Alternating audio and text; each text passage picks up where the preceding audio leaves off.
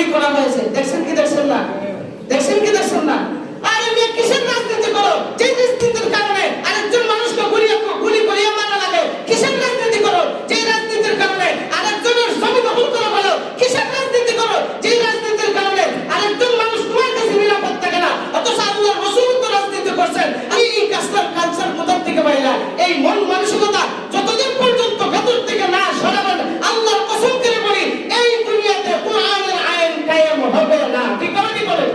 আর রাসূল বলেন যদি দেশের মধ্যে শান্তি আসতেই হয় আল্লাহর কালামের আইনের বিকল্প, আর রাসূল বলেন বিকল্প আমরা একটা সুর ধরলে সুরে এমন মাইর দেয়, এমন মাইর দেয় জিন্দেগি তামা করে বলা, অথচ এর ছাড়া বড় বড় গুলি দেশের মধ্যে ঘুরিয়ে বেড়ায়, এটা ধরেও না সোয়ার না।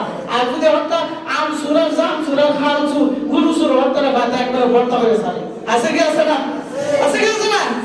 এই জন্য মানুষ একে অপর একজন আরেকজনের মুসলমান ভাই ভাই, হ্যাঁ তার সাথে আপনার দ্বন্দ্ব থাকতে পারে, এই জন্য তাকে মাইরা ফেলাইবেন।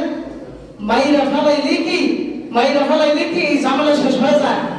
একটা কথা স্মরণ রাখেন, আপনি যাকে হেনস্থ করতে চাইবেন, যাকে অসম্মানী করতে চাইবেন, যাকে আপনি বরবাদ করতে চাইবেন, বরং সে বরবাদ হবে না, সে আল্লাহর কাছে বিজয়ী হবে, আর আপনি মানুষের কাছে এবং আল্লাহর কাছে সবচেয়ে ঘৃণান্বিত হবেন। আর যে ব্যক্তি আল্লাহ এবং মানুষের সামনে ঘৃণান্বিত হয়ে যায়, ঠিকানা সোজাসুজি জাহান্নাম। বলেন নাউজুবিল্লাহ। এই জন্য এই ভাইটা গতকালকে মারা গেছে, খুব কষ্ট লাগছে। সবাই দোয়া করবেন আল্লাহ তাআলা তাকে যেন শহীদি দরজা দেয়া দেয়। সবাই বলি আমিন। শহীদি দরজা যেন দেয়া দেয়। ভাই যতই বলেন সত্যের পথটাইতে দেখেন, সত্যের পথ থাকবেন, দেখবেন আল্লাহ উভয় জগতে আল্লাহ শান্তি দান করবেন। সুবহানাল্লাহ বলেন। উভয় জগতে শান্তি দান করবে। একে অপরে মারামারি কোন খারাপি তো আল্লাহ রাসূলের পূর্বের যুগে তো একটা মেসেজ আয়া বসে। পূর্বের যুগে মানুষকে মানুষ মনে করতো না। গর্ভবতী মেয়েদের পাইলে ফেসরা তখন দেখতো এরা ছেলে সন্তান না মেয়ে সন্তান। বলেন নাউজুবিল্লাহ। যখন দেখতো মেয়ে সন্তান সাথে সাথে মাইকে বলাইতো, আর ছেলে সন্তানকে এমনি রাখো। তখন ওই বাচ্চার মা জীবিত থাকলে তাও না থাকলে নাই, ডাইরেক্ট গিয়ে ফেক পাইলে বাচ্চা বের করে দিত। নাউজুবিল্লাহ বলেন। কেমন বর্বরতার যুগ ছিল চিন্তা করছেন? এখন ওই কালচারটা এখন আমাদের সমাজে এসে গেছে যে মানুষকে মানুষ মনে করে না, যা মন চায় তাই করতেছে, যা মন চায় তাই করতেছে। আল্লাহর কসম করে বলি কিয়ামত পর্যন্ত যদি শান্তি আনতে চাও তা আল্লাহর কালামের বিকল্প নাই।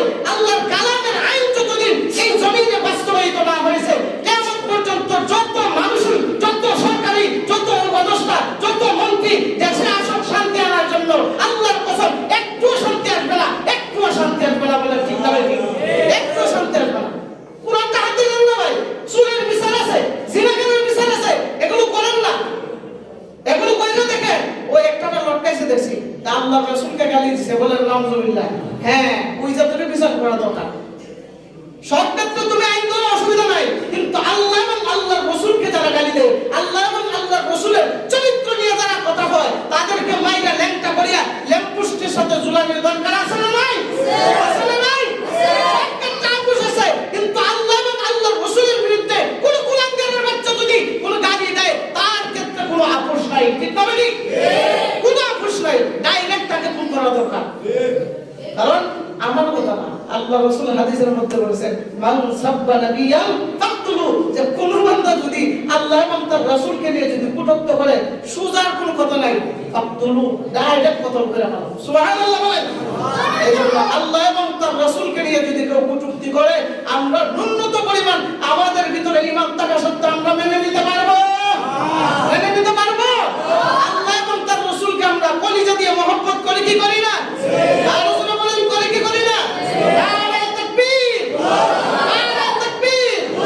আল্লাহ সবাইকে কবুল করুন। ওয়া আখিরু দাওয়ানা আলহামদুলিল্লাহি রাব্বিল আলামিন।